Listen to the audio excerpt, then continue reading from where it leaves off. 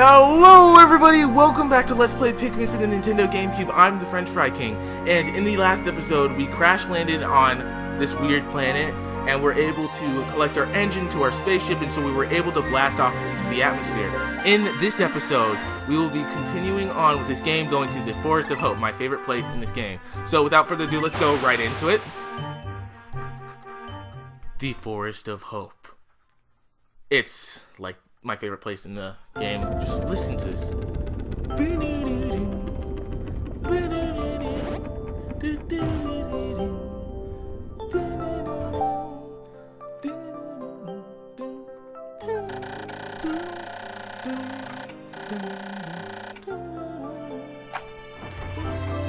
Alright, I'm done. So now what we need to do, we just need to get out all of our Pikmin from the onion. There we go. Let's go, Pikmin. I need your help again today. So, let's throw a Pikmin onto this pellet. And as you see over in the background, we see some enemies over there. Those are the first enemies we will encounter in this game. And right here is a yellow pellet right here. And that just lets us know that there are different kinds of Pikmin that we will find. Like I already explained. I'm not going to worry about it right now. Drink the nectar. Play around with the grass a little more. Yes, the Pikmin turn into flowers. So when they drink this nectar, they become flower Pikmin, and so they become faster and stronger than what they were before. So it will help you out if you go around and go around digging in the grass and stuff like that, so you can find nectar, so your Pikmin will become much faster at what they do. So now let's just have these Pikmin hit this wall to break it down, because that's how you do it. We'll just sit here and wait until the Pikmin have finished their job and they have broken down the wall. So, now, reason why this place, the Forest of Hope, is my favorite place in this game is because just the atmosphere and just how it looks and stuff like that, because this game, for being a GameCube game, looks really nice, and I think it's safe to say that it is the best looking GameCube game. This one and the sequel to it, Pikmin 2. And now, in my last, my first playthrough, or let's play of this game, when I had those bad pictures and stuff like that, and the audio wasn't good, my friend told me, he was like, dude, Wind Waker's graphics are amazing. How can you say that they're much better than now Pikmin's are much better? And the reason why that I say Pikmin's graphics are better is because, well, Wind Waker did some sort of different approach with Zelda in particular. It chose to use this cel-shaded graphics, which is really nice, but I feel like out of all the games for the system, Pikmin and Pikmin 2 have the most realistic looking graphics out of all of them. And then if you look at Pikmin 3 on the Wii U, it looks even better. So, just the Pikmin games in particular as a series have really great looking graphics to them. And that's why I say that Pikmin 3 is the best, or the Pikmin games have the best looking graphics out of any Nintendo game. That's right. I think that Pikmin 3 on the Wii U looks better than Smash Bros. I think it looks better than Mario Kart, just simply because of how realistic it looks. And now if you look at this game, the graphics for this game aren't anything special, but at the time that this game was released, it looks so amazing, and like, it's just baffles me on how many people like don't know what this game is, or don't even pay attention to it, because it's definitely one of the best Nintendo series ever, and I still find it fun today, and it just really shows you what good of a company that Nintendo really is, because you find games like this that came out like 11 years ago, and I still find it fun today. Whereas there are games for like the Xbox and the PlayStation that they were fun at first, but now they're really nothing special. It just really shows you how great of a company that Nintendo really is, if they're able to produce games that people can enjoy for years, and not just until the next game in the series comes out. Because there are some games where, as when another game, the next game in that series comes out, they're really not fun to play anymore, and so you just don't play that one anymore. Like games in like the Call of Duty series, once the new one comes out, unless the new one just completely sucks, you really don't pick up you don't really play the older ones as much. But with games like Mario, Zelda, Pikmin, all these great games, even if a new one comes out, it's still fun to go back and play the old ones once in a while. And that is really just goes to show, like I said before, how great of a company they really are. And it disappoints me that a lot of people don't enjoy these games because they are really good games. And just because the console, the Wii U, isn't as powerful as the Xbox One or the PlayStation 4, people just turn it down immediately just because it's not as powerful. People don't understand that you can't solely judge a console on its power. You gotta judge it on, does it have good games out? Are the games that the developers are making good enough for everybody? Are they do they appeal to more than just a hardcore Nintendo fan? Are they easier to understand? Do the controls work good? Like, stuff like that. That's what you really have to think about. Not just, is the the power of the system up to my standards? Because if it's not, then I'm not going to play it at all. But you really have to think of other things besides just graphics and stuff like that. And it really makes me mad when people solely judge a game or a game system on the graphics that it's able to produce. When, like I said, the Wii was the weakest system of last generation, but it was still, in my opinion, the best one because of the things it did.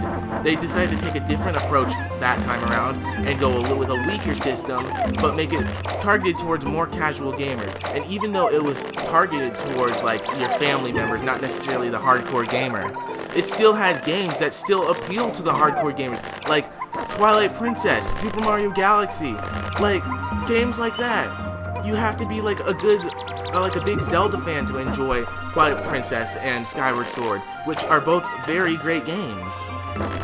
But enough talking about other games. Let's just get back to this game. So I have 68 Pikmin right now. I think that's enough to go and pick up that part over there.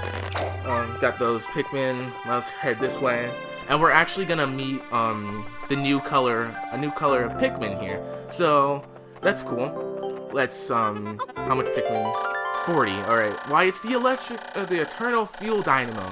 It has an unlimited energy supply. I won't have to worry about saving electricity anymore. This will make my fight for survival a bit easier. So got it all? All right. So let's go ahead and grab this. It's not that big of a deal. It's actually no, I'm not gonna spoil the color of Pikmin that we're actually gonna find here, because I've already spoiled quite a bit with this game, so I don't want to spoil anymore. That was just letting us know that it is noon now, so the day is about halfway gone. I hope you guys enjoyed my singing voice. I have the most beautiful singing voice on the face of this planet. I am a much better singer than Ariana Grande or Katy Perry or any of those singers that have amazing voices. I'm kidding. I am nowhere near the talent of those few singers that I mentioned. And I actually don't like a lot of female artists that much. And that's not because I'm sexist or anything. It's just I don't like that kind of music. That's all. I do really like Ariana Grande. In my opinion, she's the best female artist out there right now. But artists like Katy Perry, Taylor Swift, Christina Aguilera, I don't like them because just not my type of music. So, okay, we have 71 red Pikmin. I think that's enough. We don't need to be picking Pikmin. I spent quite a bit of this day picking Pikmin, and we already got the one required part that you need for each day. But what's the fun in just getting one part per day? I'm here to make this as fun as possible. And now let's kill this enemy right here. It's a Bulborb. I never even said the name of it. So these little small ones that you actually can kind of see behind this fence. I'm trying to see if I can get a better angle at him right now. There we go. That one right there. That is a dwarf Bulborb. And why aren't you guys helping?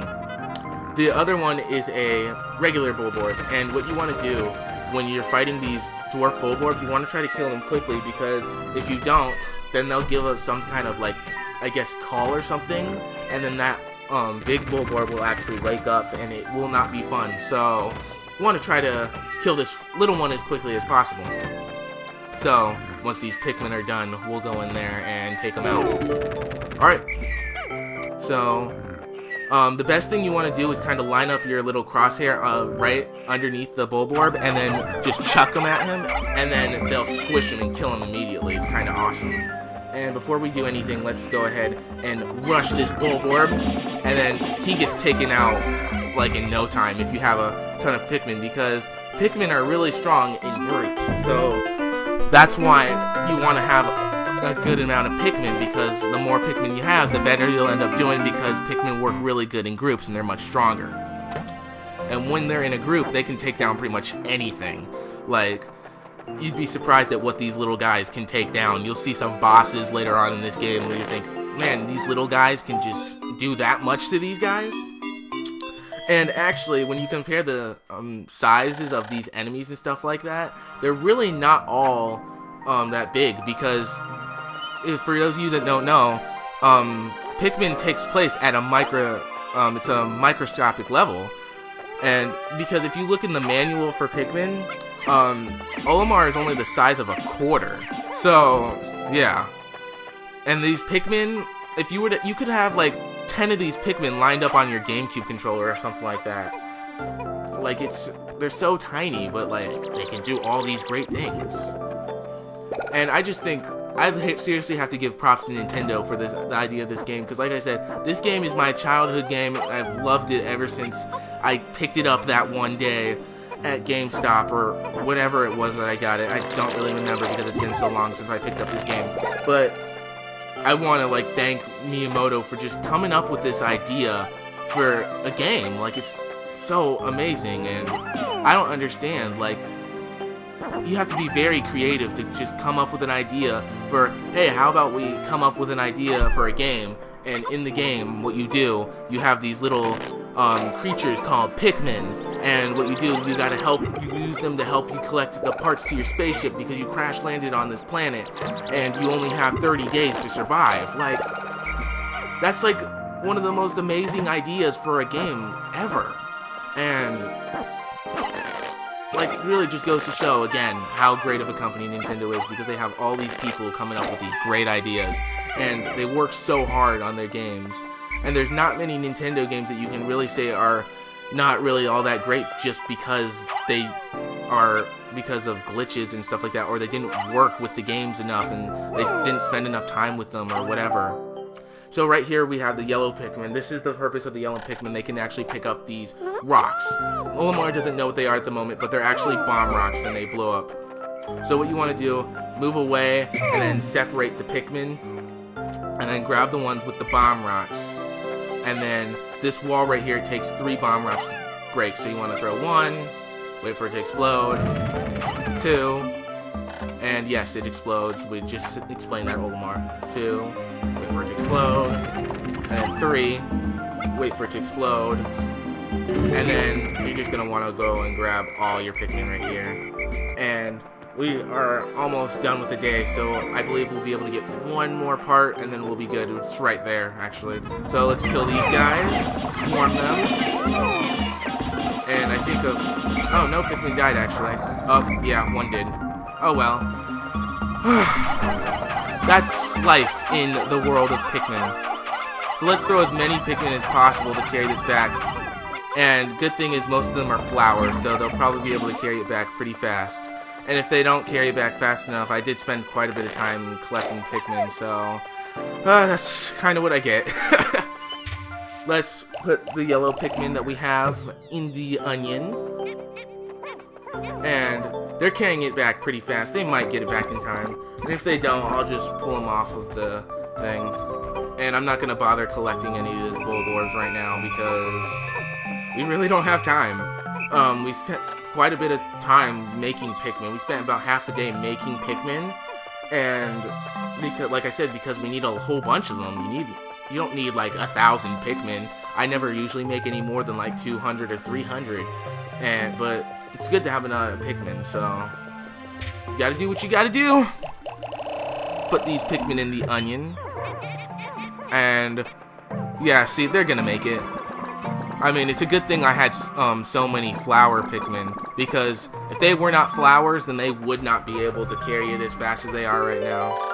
So this is the whimsical radar, and what it does, it gives us the positions of all the parts on our map. So when we go to a new area or when we're here, we can actually see where all the parts are.